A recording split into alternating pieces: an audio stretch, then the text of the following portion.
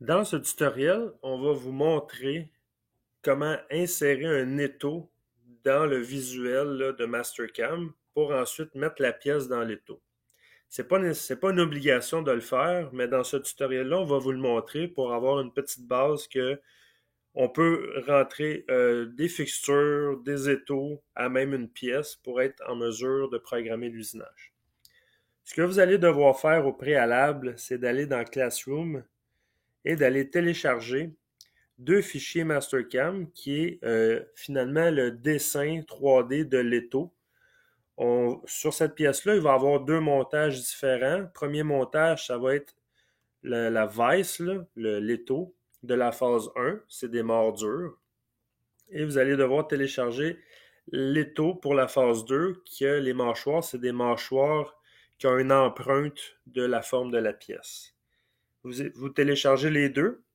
Et une fois téléchargé, on va faire dans Mastercam cette procédure-là. Au départ, il faut ouvrir le fichier de l'étau en premier. On va faire fichier ouvrir, ici. Vous allez à l'endroit où vous avez téléchargé vos étaux. Moi ici, j'ai la phase 1 qui est juste ici. On va l'ouvrir et on va voir l'étau en question. Et nous, ce qu'on va faire, c'est qu'on va insérer notre pièce dans ce fichier-là et on va placer la pièce au bon endroit dans l'étau. Pour faire ça, il va falloir faire un merge qu'on appelle. On va aller dans File et dans le menu de gauche, on voit Merge. C'est pour importer et merger, c'est comme joindre un autre fichier à un autre fichier. On va faire merge et il va nous demander qu'est-ce qu'on veut merger avec notre étau. Ben, on va choisir le tutoriel numéro 2 qu'on vient juste de dessiner ensemble. On va double-cliquer dessus et on voit la pièce apparaître. On a le menu de gauche ici, parce que là, on doit placer la pièce au bon endroit sur l'étau. Sur le menu de gauche, on va choisir l'option dynamique pour positionner notre pièce. On va cliquer sur le bouton et il va nous demander de sélectionner les entités qu'on aimerait soit bouger ou copier. On peut dessiner, là, juste pour vous montrer, on peut dessiner une fenêtre là, de sélection pour sélectionner que la pièce. On ne sélectionnera pas l'étau. Je vais cliquer en haut à gauche, je vais maintenir mon clic et je vais dessiner une fenêtre comme ça jusqu'environ ici.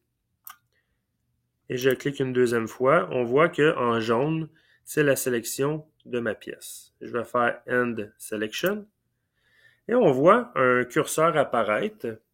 Et là, c'est là qu'il faut comprendre que sur les deux mâchoires qui sont ici, on voit il y a comme un genre de petit step. C'est comme si on avait des parallèles. Et là, le but, c'est de mettre le morceau, le bounding box, le bas du bounding box, il faut le mettre au bas de mon étau, là, vis-à-vis la hauteur de la parallèle. Pour le Y, ça va être la même chose. La portion du bounding box qui est à l'arrière ici doit être au même niveau que cette arête-là ici de la mâchoire. On va commencer par le Y. Mais tout d'abord, on doit placer le curseur à l'endroit. Il faut vraiment trouver un endroit là, stratégique pour faire nos déplacements. Et pour cette pièce-là, on va le placer en bas du bounding box à gauche. Comme ça, ici. On le voit là, il est en bas. On va commencer par le Y. On voit que le bounding box, ici, là, à droite, il n'est pas en ligne avec ma portion de mon étau qui est juste ici. Pour faire ça, c'est quand même plutôt simple. C'est qu'on va cliquer une fois sur la flèche verte, qui est le Y. Je clique une fois. Et là, avec mon curseur, ma souris, je peux déplacer ma pièce en Y seulement. Et là, le but, c'est de placer la paroi, où est-ce que mon curseur, vis-à-vis une ligne ici. Ça peut être la ligne d'en haut, ça peut être la ligne d'en bas, ici. Ça peut être le coin, ça peut être n'importe quoi, mais il faut que ça soit à la bonne place. Là, je vais choisir, pour faire ça simple, cette ligne-là ici. En cliquant dessus, ça vient placer ma pièce en Y seulement. Là, on voit ici le bounding box, il est en ligne avec mon mort fixe qui est juste ici. Ensuite, le Z. Le Z, on voit que la pièce est trop basse. Hein, on aimerait que le dessous du bounding box se dépose sur l'escalier qui est juste ici. Je vais choisir la ligne bleue seulement. Je vais cliquer sur la ligne bleue une fois. Et là, ça me permet de monter et descendre le morceau. Et je vais choisir soit cette ligne-là ou cette ligne-là, ça n'a pas d'importance, mais je dois choisir le niveau à laquelle que je veux que mon dessous de mon bounding box s'appuie sur la ligne en question, qui va être celle-là ici. Je clique sur la ligne et on voit que le bounding box maintenant est au bon niveau. Il va me rester, si je m'en vais en top view, il va me rester l'axe X à placer. Là, dans notre cas à nous, pour le X, c'est plus ou moins précis. On aimerait juste que la pièce soit dans l'étau. On va choisir la ligne rouge. On clique une fois dessus. Et on va déplacer la pièce. Et visuellement, on peut la placer un peu centrée là, par rapport à l'étau. Ça peut être plus ou moins précis. Là, on peut le mettre sur le bord, il n'y a pas de problème. On va cliquer une deuxième fois pour placer la pièce en X.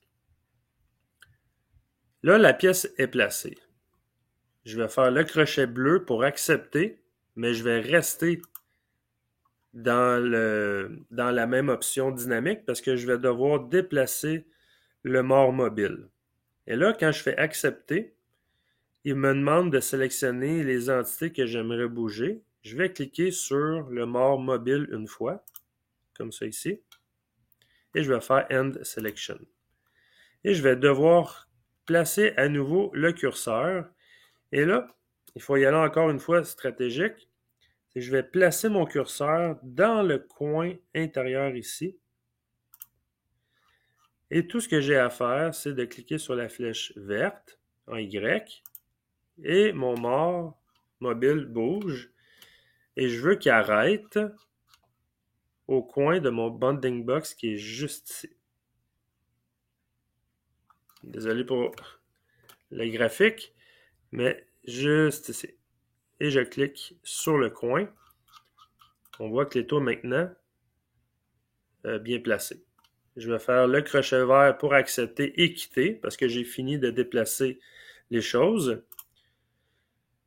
Je fais encore une fois le crochet vert. Et si je regarde en top view, ma pièce est placée dans mon étau. En front, on voit que la pièce dépasse quelque peu de l'étau, hein, en Z. On a de la matière sécuritaire pour ne pas usiner dans les mâchoires.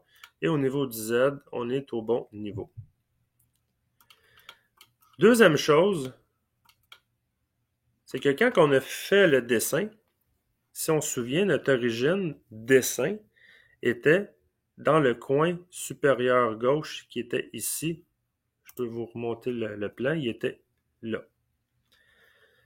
Dans le cadre de Mastercam, quand je suis prêt à usiner, je dois déterminer une origine pièce qui peut être différente de l'origine du dessin.